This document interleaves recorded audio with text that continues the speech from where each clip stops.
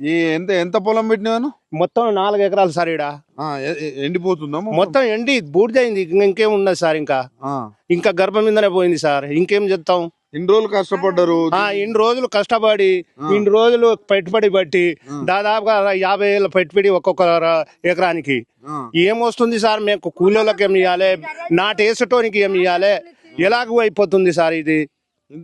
ఇంతగానో ఎండిపోతుంది కదా. మరి ఇక్కడ ఉన్న ఎమ్మెల్యే గాని వీళ్ళందరూ ఎవరు పట్టించుకుంటలేరు సార్. చూడండి సార్, మీరే చూడండి. ఇక్కడ ఏమన్నా పట్టించుకుంటే దానికి ఒక అర్థం ఉంటది సార్. అర్థం లేదు, పడడం లేదు. మాకు చూసిన ఎవరు లేరు. మేమున్నాం గడ్డ మీద. నీళ్ళు వచ్చిన వాళ్ళ నీళ్లకు అటు మలుపుకొని అటే లింపుకుంటారు సార్. మరి మాకెళ్ళి కేసీఆర్ ఉన్నప్పుడు ఇట్లా ఎండిపోయినా ఒక్క సుక్క కూడా ఎండలేదు సార్.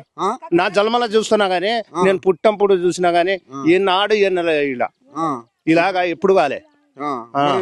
మరి మీ ఎండిపోతుంటే కనీసం ఎవరు ఎందుకు పట్టించుకుంటలేరు సార్. ఎంత ఎమ్మెల్యేకు వచ్చినా, ఏ ఎమ్మెల్యేకి ఫోన్ చేసినా ఇక్కడ వస్తలేరు, ఎవరు చేస్తలేరు.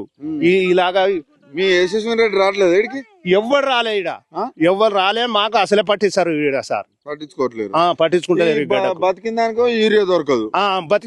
బతికిన దానికి యూరియా లేదు, దానికి యూరియా లేదు, దీనికేమో నీళ్లు లేవు. దీని పరిస్థితి గిలాగైపోతుంది సార్.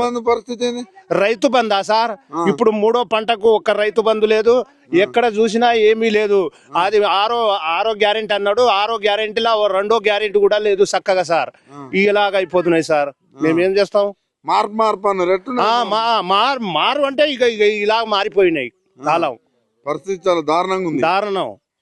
ఒక్కొక్క బోర్లకు కొంచెం పోసిన బోర్లకు 10,000 పెట్టి కొంటున్నాం సార్.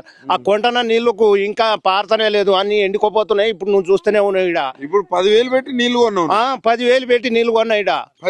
పైసలు అప్పుడు మరి పంట పండుతుందన్న నమ్మకం ఉందా? ఏం నమ్మకం? అదృష్టం. ఇంకా ఇట్లా కాలిపోతున్నాయి బూడిది లెక్క. ఇంకేడుంటది మరి? ఇట్లా కాలిపోతే ఎట్లానే మరి ఏం చేస్తాం సార్? రైతులు ఇలా ఆగమైపోతున్నాం. దీని పరిస్థితి ఏందో ఒకసారి మీరే అర్థం చేసుకొని, మా బాబాయ్ ఉన్నాడు, ఒకసారి మాట్లాడతాడు. రేవంత్ రెడ్డి కూడా పట్టించుకుంటలేరు సార్. అసలే పట్టించుకుంటలేరు. ఇంకా కాంగ్రెస్ ఇంకా 10 సార్లు వేస్తాం, గెలిపిస్తాం వానికి. ఎందుకు?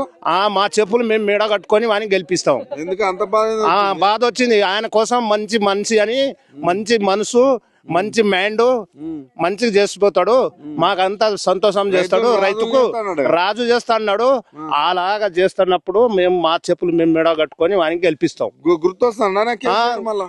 ఇప్పుడు నా కేసీఆర్ ఎప్పుడు రావాలి? మాకు ఎక్కువ ఆనందం ఎప్పుడు ఉండాలి? బంగారు తెలంగాణకు నాశనం చేసిండ్రు, అంత ఆగమైపోయినాయి.